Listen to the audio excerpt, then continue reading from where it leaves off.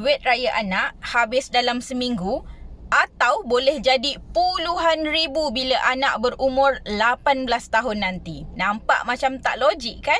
Setiap tahun anak kita pasti dapat duit raya 100, 200, 500, 1000. Tapi lepas 1 atau 2 minggu habis untuk mainan, jajan, benda-benda yang tak kekal tu.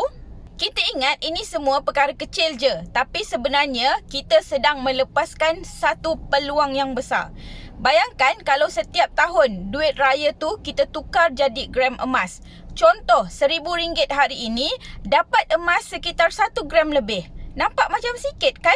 Tapi cuba bayangkan kalau kita buat konsisten setiap tahun. Dari umur setahun sampai umurnya 18 tahun. Boleh kumpul belasan hingga puluhan gram emas dan nilainya bukan lagi RM1,000 setahun tapi boleh jadi puluhan ribu ringgit.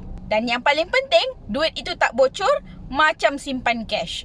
Sementara orang lain tengok duit raya hilang setiap tahun, anak kita ada aset yang semakin bertambah nilai.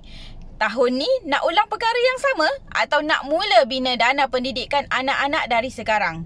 Jangan tunggu, start dari kecil tapi konsisten. Kalau nak tahu cara mula simpan emas untuk anda, komen emas sekarang, kontak ada di profil.